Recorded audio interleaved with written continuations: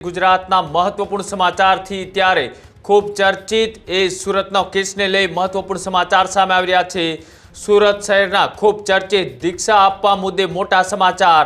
શહેરમાં 7 વર્ષની દીકરીને દીક્ષા આપવામાં જે મામલો હતો તેમાં મહત્વપૂર્ણ નિર્ણય અને સુખદ અંત આવ્યો છે। દીકરીના પિતા દ્વારા ફેમિલી કોર્ટમાં અરજી કરવામાં આવી હતી। ત્યારબાદ આજે સુરત ફેમિલી કોર્ટમાં બંને પક્ષના વકીલો છે તે હાજર રહ્યા હતા।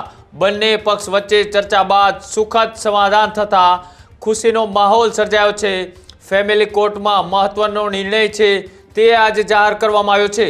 દલીલો બાદ કોર્ટ દ્વારા મહત્વપૂર્ણ ચુકાદો આપવામાં આવ્યો છે। જે રીતના 7 વર્ષની દીકરીને દીક્ષા આપવાનો નિર્ણય તેમની માતાએ કર્યો હતો અને તેમની વિરુદ્ધમાં દીકરીના માતા છે તે લડત આપવા માટે કોર્ટ સુધી પહોંચ્યા હતા। તેમને કહ્યું હતું કે દીકરી હજી એટલી પરિપક્વ નથી, એટલી સમજદાર નથી, ત્યારે આ નિર્ણયનો તેઓએ વિરોધ કર્યો હતો।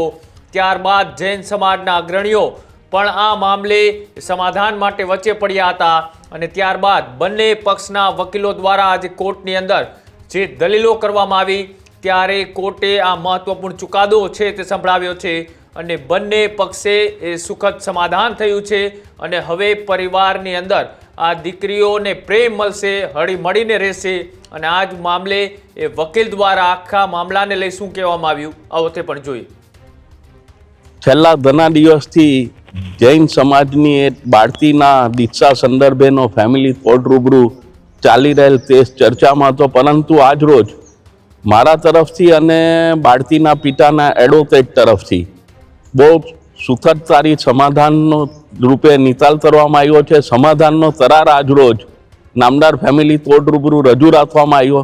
ફેમિલી કોર્ટ તરફથી એ સમાધાનનો કરાર રેકોર્ડ ઉપર લઈ દીક્ષા બાબતેની જે અરજી હતી, દીક્ષા પર સ્ટે મેળવવા માટેની જે અરજી હતી એ અરજી ફેસલ કરી દેવામાં આવી છે અને જે સમાધાનનો કરાર રજૂ થયો છે એ મુજબ આજ રોજ પછી બે બાળકોને માતા પિતાનો પ્રેમ મળશે અને તારીખ 6/1/2026ના રોજ જે પિતાએ વાલી તરીકે નિયુક્ત થવા માટે અરજી કરેલ છે એ અરજી પણ એ પરત ખેંચી લેવાના છે। તો જૈન સમાજ માટે આજે બહુ આવકારદાયી એક સમાધાન નામદાર ફેમિલી કોર્ટમાં રજૂ કરવામાં આવ્યું।